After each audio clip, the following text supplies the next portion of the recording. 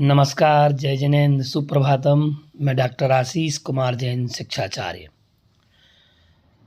आज ज्योतिष के प्रकरण में और मुहूर्तों के प्रकरण के अंतर्गत हम योग से मुहूर्त जानेंगे और उसमें भी त्रिपुष्कर योग किस प्रकार से बनता है, किस प्रकार से हमें देखना होता है कि त्रिपुष्कर योग किस प्रकार से बनेगा, उसमें क्या क्या आवश्यकताएं होती हैं और कौन सा नक्षत्र और कौन सा दिन उसमें चाहिए होता है जिसका संयोग होने पर त्रिपुष्कर नामक योग बनता है। तो आइए हम जानते हैं त्रिपुष्कर योग क्या है, उसमें क्या फल मिलते हैं और क्या करना चाहिए इसमें।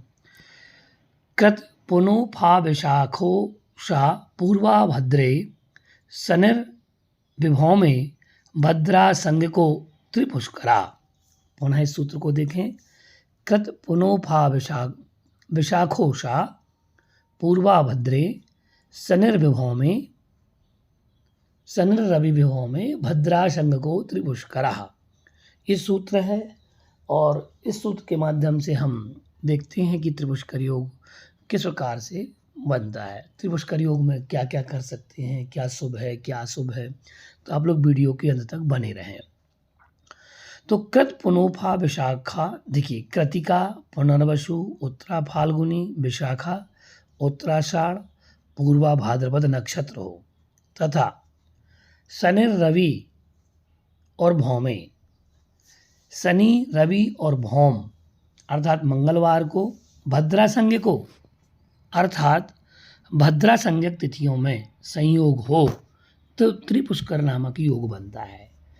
आपको मूलतः एक बात देखना है पंचांग खोलकर, कैलेंडर देख करके कि कृतिका नक्षत्र जो पूर्व हम नक्षत्र दिए हैं ये नक्षत्र पड़े और ये नक्षत्र शनि रवि और मंगलवार को पड़े।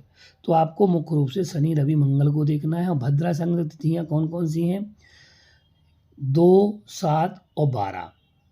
तो द्वितीया तिथि, सप्तमी तिथि और द्वादशी तिथि। अब हम इसमें क्या क्या कर सकते हैं इस योग में? इस योग में शुभ कार्यों को जीवन में 3 बार करने का मौका मिलता है। अगर आप इस योग में कोई ऐसा शुभ कार्य करते हैं जो ज्योतिष शास्त्र में उल्लेख है तो आपको वह कार्य 3 बार करने का अवसर जरूर मिलता है। जैसे मकान, वाहन, आभूषण, सोना, चांदी या कोई कीमती वस्तु बनाने खरीदने के लिए यह योग शुभ होता है।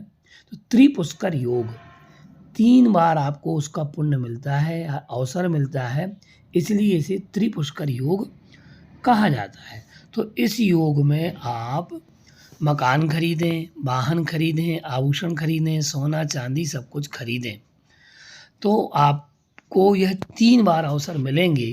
जैसे आपने एक मकान लिया, सोना चांदी जेवर खरीदा तो आपको पुनः ऐसा संयोग आएगा कि आपको फिर से वह सोना चांदी जेवर आपको खरीदने का अवसर मिलेगा। या कोई वस्तु बनाएं तो आप उस वस्तु का निर्माण करते समय त्रिपुष्कर योग का विचार अवश्य करें।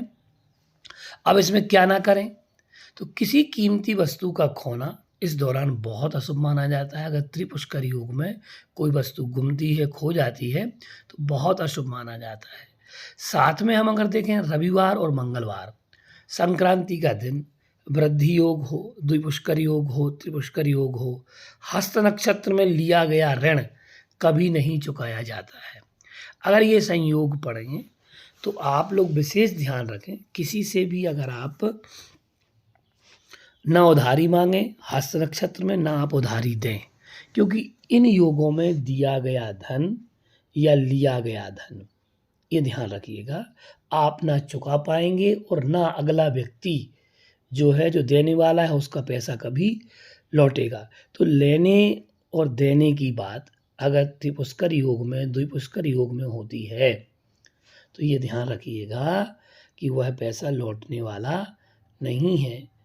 अतः व्यापारी इस बात का विशेष रूप से ध्यान रखें कि कोई भी कीमती वस्तु का अगर खो जाती है तो उसमें बहुत ही उम्मीद कम होती है मिलने की।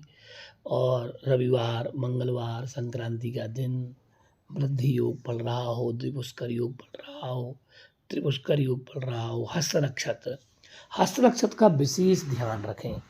इस नक्षत्र में गई हुई वस्तु, दिया गया ऋण या आप अपने जीवन से जुड़ी हुई कोई ऐसी अमूल्य वस्तु आप दे देते हैं तो उसमें आपको विचार करना चाहिए।